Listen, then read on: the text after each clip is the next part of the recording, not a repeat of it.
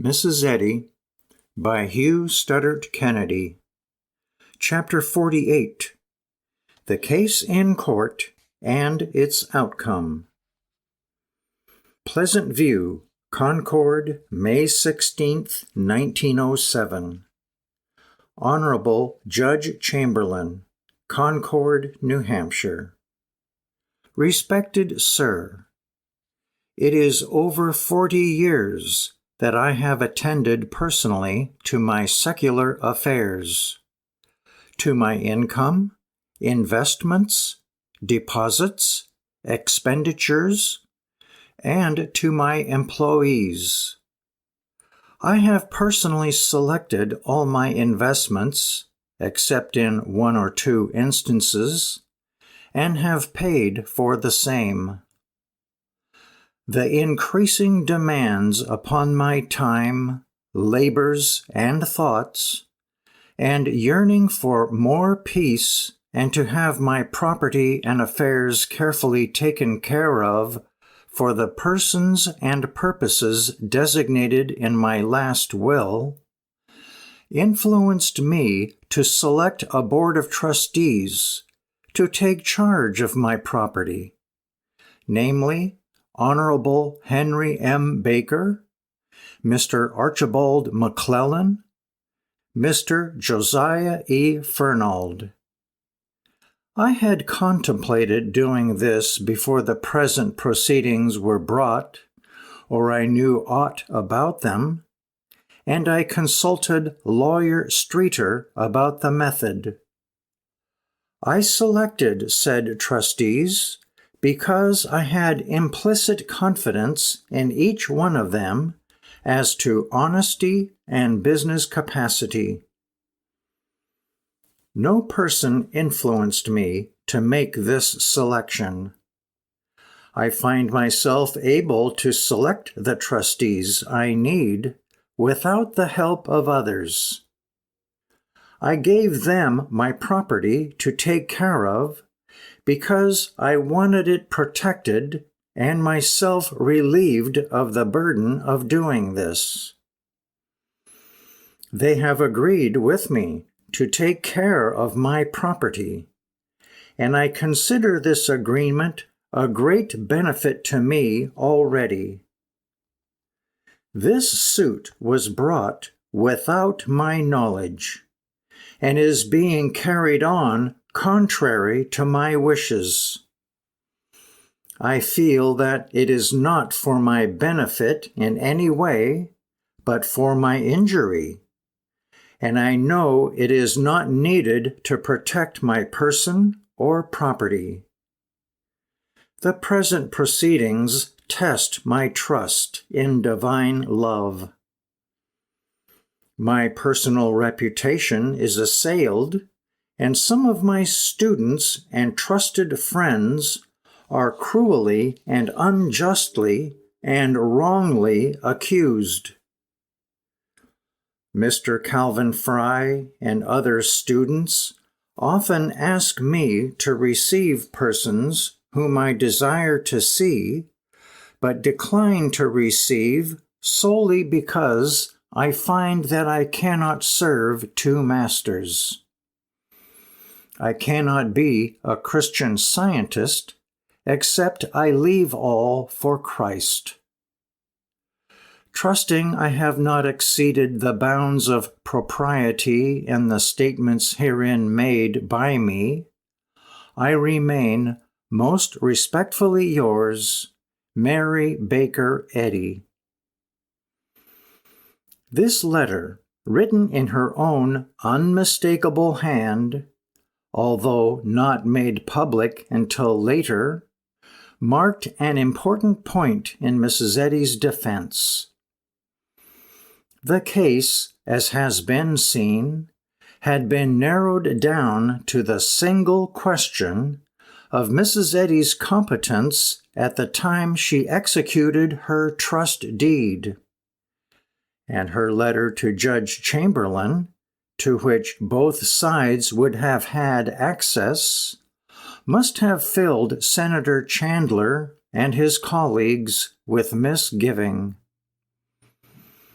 The defense, in fact, as far as the press was concerned, was having it all its own way.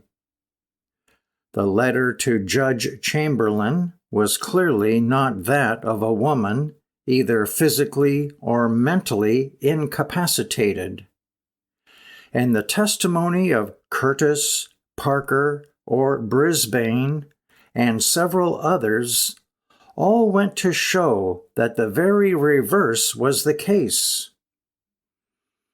The petitioners, moreover, had been no more successful in securing evidence as to the existence of any plot involving Calvin Fry or anyone else at Pleasant View, while Mrs. Eddy's financial affairs were found to be in perfect order.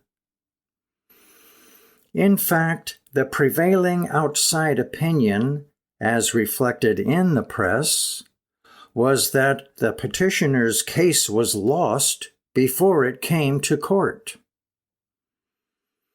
After many delays, the case was at last ready for hearing, and was opened at the courthouse in Concord on August 13, 1907. A formidable array of counsel appeared on both sides, the action being heard by Judge Aldrich, sitting as master with two co-masters, Dr. George F. Jelly, an alienist of Boston, and Hosea W. Parker of Claremont, New Hampshire. From early morning on the opening day, many people had been waiting to gain admission, and the limited seating accommodation of the courtroom was taxed to the uttermost soon after the doors were opened. Senator Chandler and his colleagues for the petitioners had a difficult task. Again and again, as the case was unfolded, the senior counsel for the petitioners strove to broaden the issue, but was brought back each time by Judge Aldrich to an admission of the fact that there was one question and one question only before the court, and that was Mrs. Eddy's competence on the 6th day of March, 1907, the day on which she signed the deed turning over her estate and its management to trustees.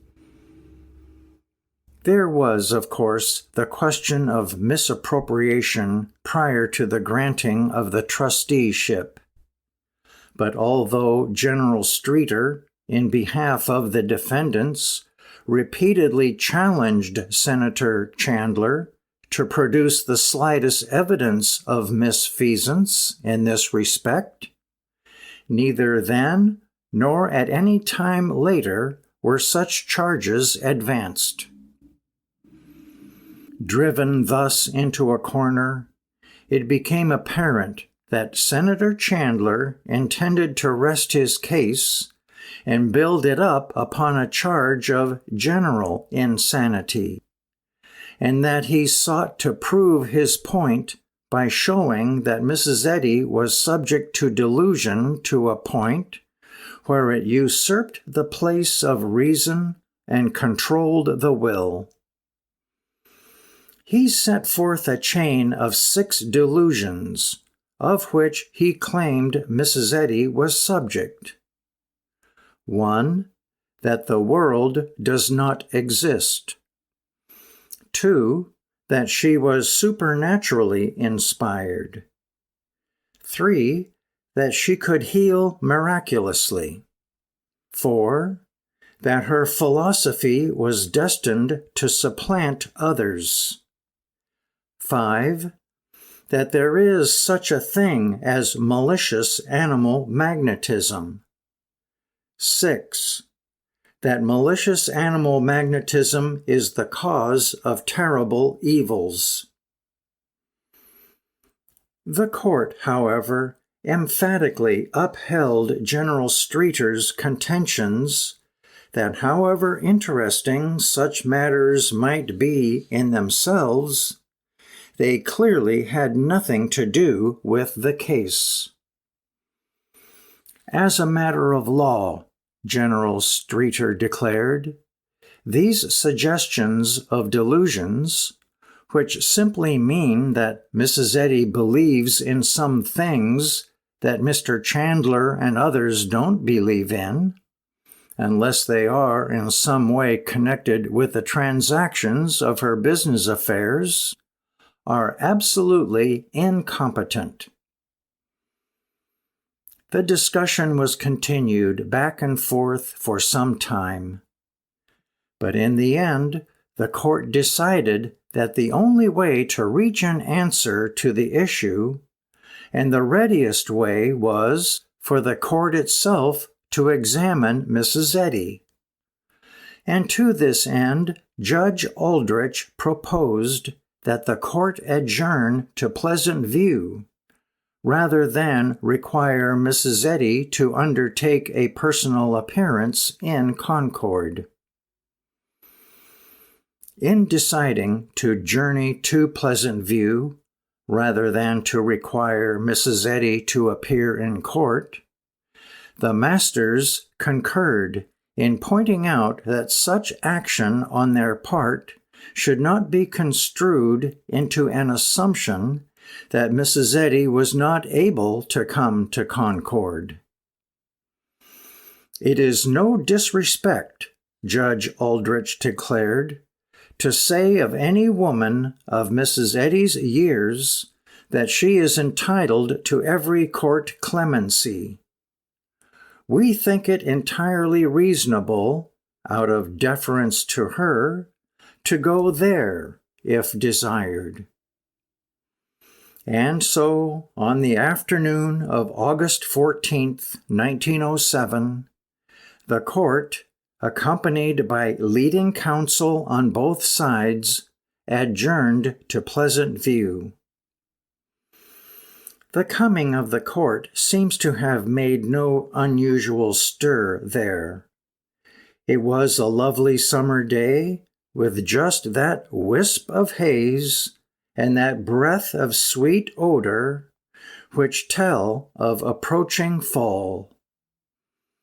All the windows at Pleasant View were wide open, and Mrs. Eddy, as she entered her study on her return from her customary drive, remarked with quiet humor as she looked out on it all from her tower window, "Well, the Nexters have a fine day for their visit."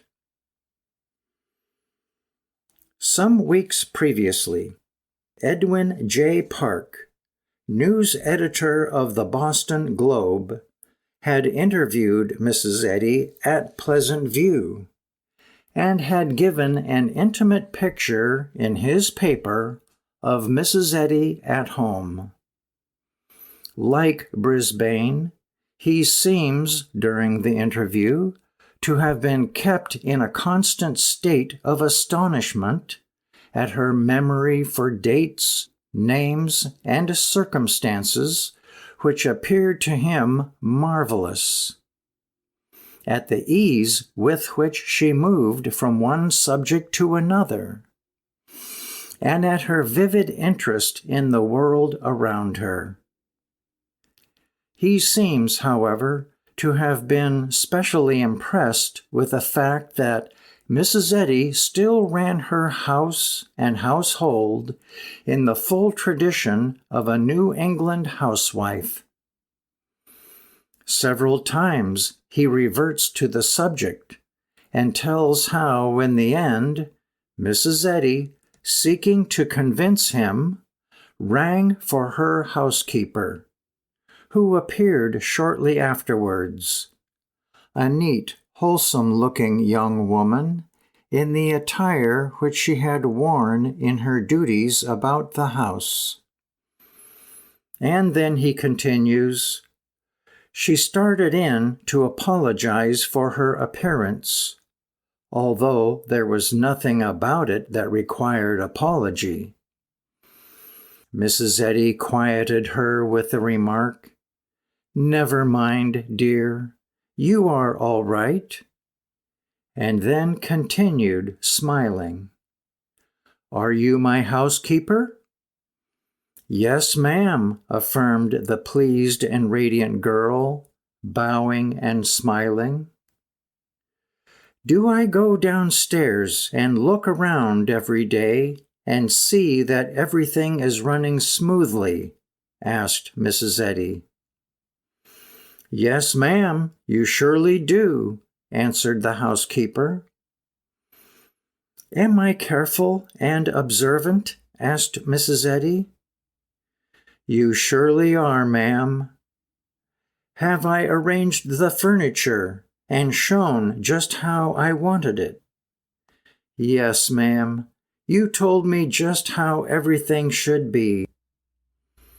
"That will be all, dear," concluded Mrs. Eddy, and the housekeeper bowed herself out. And then Edwin Park goes on to tell how Mrs. Eddy dwelt happily on the harmony of her household and the devotion of its members. How Mr. Fry had been with her for 25 years, Mrs. Sargent for 18, her cook for 15, and how all were most faithful.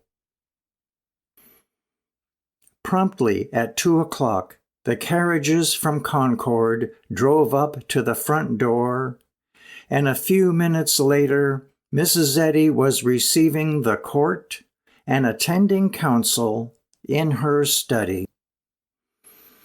It must have been a curious scene of quickly changing emotions. The justices, having regard for Mrs. Eddy's years, had evidently prepared themselves to act with the utmost gentleness and consideration. And when the first greetings were over, Judge Aldrich at once set out to reassure her. "Mrs. Eddy," he said, "the gentlemen here wish to have an interview with you, and we desire to make this call as comfortable as possible for you. And we want you to let us know if we weary you." Even as he spoke, he must have felt that the circumstances, as they were not at all as he had fancied them. There was nothing of the world's lurid picturing in this quiet, composed, venerable woman who sat at her desk by the big open window and surveyed them all so calmly and kindly. "I am very glad to see you," she said, "and I thank you." For a time, the court endeavored to maintain its formality. The first questions were depressingly routine. What was her native town? How long had she lived in Concord? And then Judge Aldrich made another brave show of kindness and consideration. "Well, the gentlemen present want to ask you some questions, and we all want to make this interview as pleasant as possible for you." "Thank you very much," Mrs. Eddy interjected, and the judge continued, "We want to have regard all the time to your comfort and convenience, and if you feel at all fatigued, we want to have you say so at any time." Mrs. Eddy again thanked him, assured him that, save for a slight deafness, she was perfectly well, and could work many hours, day or night, without any fatigue when it was in the line of spiritual labor. And so Judge Aldrich went on for a time with his formal questions. But it was not long before a change came over the scene. The judge had asked Mrs. Eddy about Pleasant View and how she acquired it. Dr. Jelly had supplemented Judge Aldrich's questions by asking if the place had been laid out under Mrs. Eddy's directions. And Justice Parker had asked about the fruit trees. And it was not long before they were all discussing the questions raised with keen interest, with Mrs. Eddy in the lead, telling how she cut down scrub pine and planted fruit trees, how people had laughed at her, but how she had said, "You will see, it will be pretty soon." And now, instead of the decrepit old woman to whom they had come prepared to help along to her answers with tender encouragement, they found themselves enjoying a summer afternoon with a delightful hostess, who kept them all at ease and immensely interested. They asked her about Concord, about the gifts she had made from time to time to the city, about the church she had built there, and about her friendly connections in the countryside. Then Judge Aldrich turned to the question of finance. He had, he said, some insurance maturing in the near future. What would Mrs. Eddy consider a good investment for it?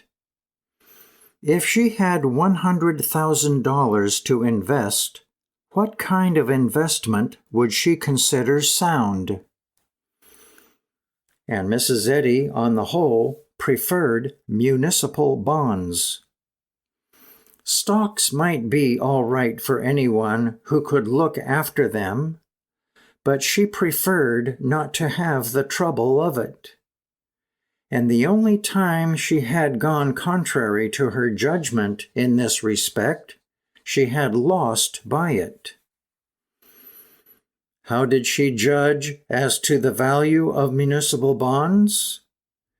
Well, she had a little book which gave definitely the population of the cities and their money value. And when she saw that they were large enough in population and valuation to warrant an investment, she made it. And Judge Aldrich remarked that he thought such judgment pretty sound. Next, they took an excursion into Christian Science, became tremendously interested, and then had misgivings as to whether they were justified in bringing the religious question into it. And so, after a brief private consultation, abandoned the subject and went on to discuss such questions as books, letter writing, and accounts. From these they passed to music. Dr. Jelly wanted to know if she was fond of music, if she was musical in her younger days. And Mrs. Eddy replied that she used to be very fond of music, and although as a child had never been taught, she used to be fond of composing music. And then, as though suddenly remembering something, she told them that she had an artificial singer in her home, and she would be glad for them to hear it before they left. As they got ready to leave, she rang for Calvin Fry and asked him to let her visitors hear the artificial singer on their way out. Mr. Fry assented gladly, "Yes," he said. "It is a gramophone, gentlemen." But the court was in no hurry to leave. Judge Aldrich wanted to tell Mrs. Eddy about his mother, who was 87 and still quite happy. And Mrs. Eddy was full of interest. "Give her my love," she said. "God bless her. She is not a day older for her 87 years, if she is, as I am sure she is, growing in grace." And then, as she took his hand in hers, she said simply, "If we keep our mind fixed on truth, God, life, and love, He will advance us in our years to a higher understanding. He will change our hope into faith, our faith into spiritual understanding, our words into works, and our ultimate into the fruition of entering into the kingdom." And so there were leave-takings all round, and she remembered everyone, even the stenographer. "We have kept you very busy," she said. "Thank you for your services." In the hall below, the court and the rest of the company stopped to listen to the gramophone, greatly interested in Mr. Fry's explanation, and no doubt marveling at the dizzy heights modern invention was achieving. Then, as the last record was being played, a message came from Mrs. Eddy. As she sat at her desk when the door had closed behind the last of her visitors, she had evidently come to the conclusion that, although the court had done with her, she ought not to have done with the court. She owed it something yet. They had all learned from what they had seen and heard that none of the things that were being said of her was true.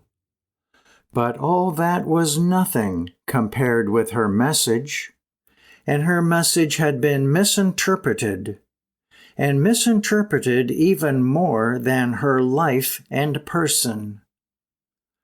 She must bear testimony to her message, and the court, she was sure of it, would listen. And so she sent down word, and asked them all to come up to her room again, as she had forgotten something of importance. When they were assembled once more, she stood by her desk, her back to the great window, which gave a view across the valley to where Mount Monadnock rose up above the skyline, and said how she had a great desire to tell them something quite briefly of the footsteps of Christian Science. And so, as they stood around her, she told them very simply how she had gone in search of healing, from orthodox medical practice to homeopathy, from that to a realization that it was not the drug, but the human mind that was the healer, how she had labored with this human mind through spiritualism, mesmerism, and hypnotism, only to find that God was not in any of it, until at last she came to see that the human mind was but a counterfeit of the real mind, the mind that is God, the mind that was in Christ Jesus. When she finished, everyone was silent for a moment. But if there was any sense of strain, it was immediately broken by Mrs. Eddy. She shook hands around once more. "I thank you," she said, "for your kindness and attention very much." The interview of the masters with Mrs. Eddy at Pleasant View really involved the collapse of the next friend's case. As the court and the rest of the company made their way down the stairway leading from Mrs. Eddy's study to the hall below, Senator Chandler was heard to remark in a tone of no little bafflement, "She is sharper than a steel trap." Nevertheless, the hearing was resumed immediately on their return to Concord.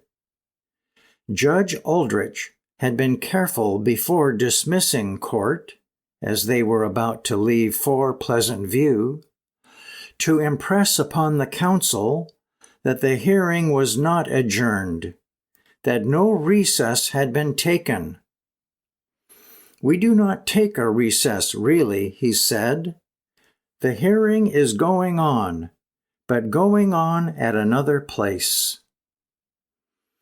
And so, at the close of the interview, the masters and those with them returned at once to the courtroom, where the hearing was continued.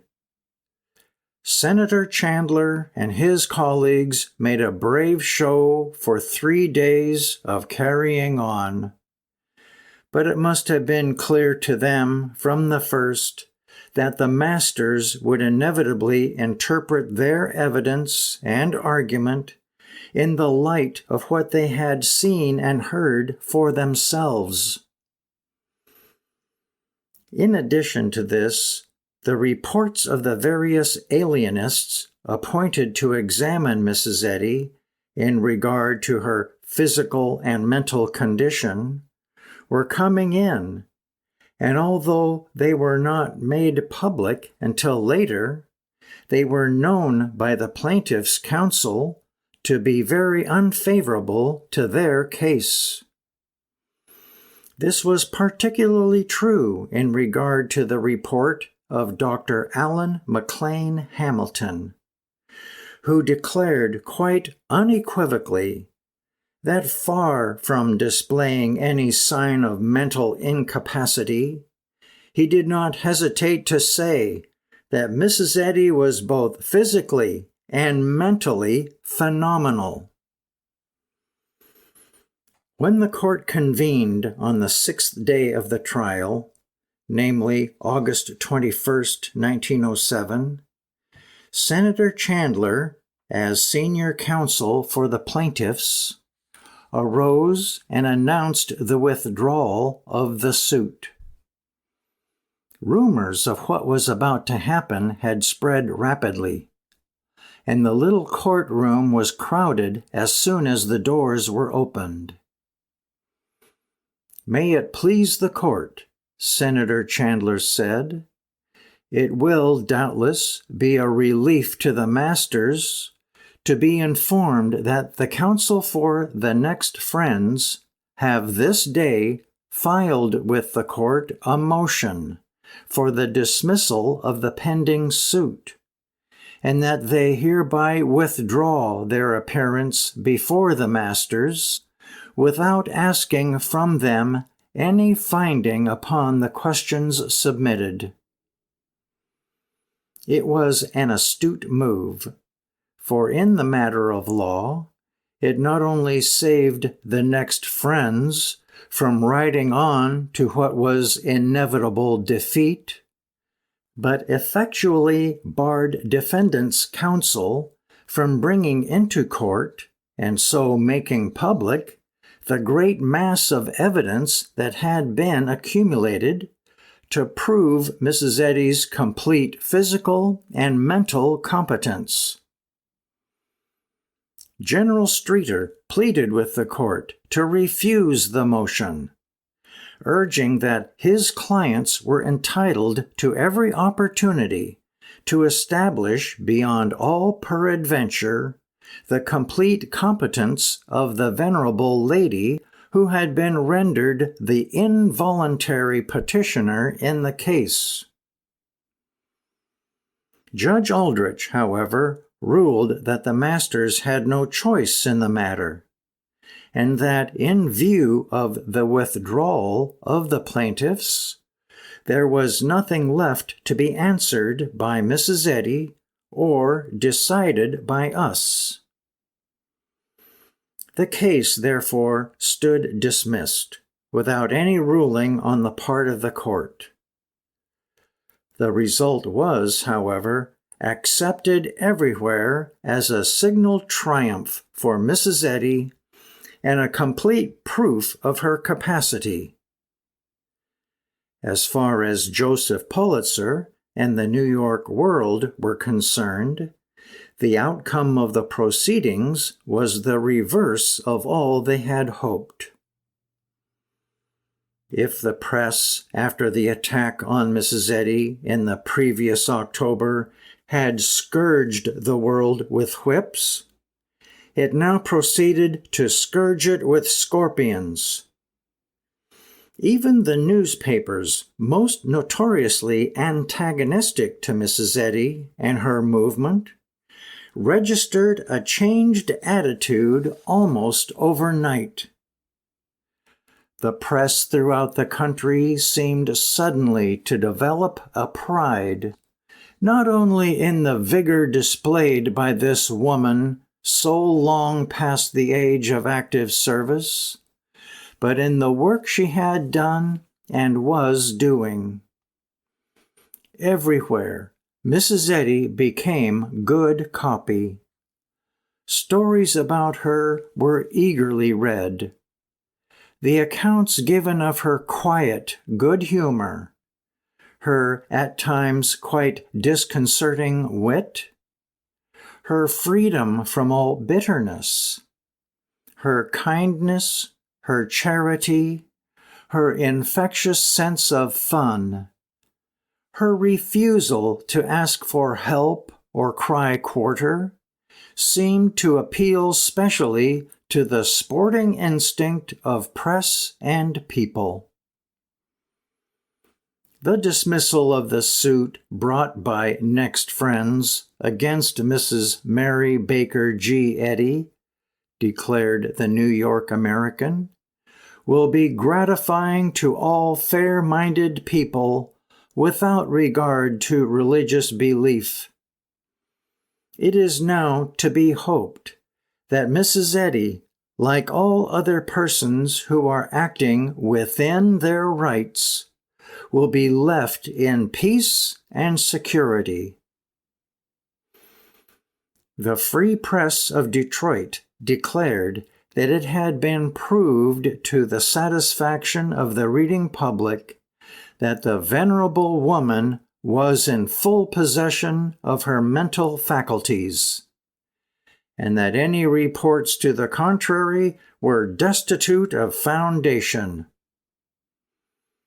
The Daily Herald of Omaha declared by the impressive scene that resulted when Mrs. Eddy was examined at her home, where her courtesy and unfailing good nature, no less than the clarity of her thought and the force and vigor of her expressions, put her persecutors to shame. The effect on the enlightened sentiment of the country was such that the dismissal in short order was an inevitable consequence. Mrs. Eddy's comment on it all was her accustomed one. When these things cease to bless, they will cease to occur. And so, within a week or less, its customary calm had descended once again on Pleasant View, and Concord had returned to its familiar ways. The many reporters who had hovered around the courthouse at all hours, or gathered in knots at the street corners, had gone home, and the lobby of the Eagle Hotel was no longer the scene of momentous off-record discussions.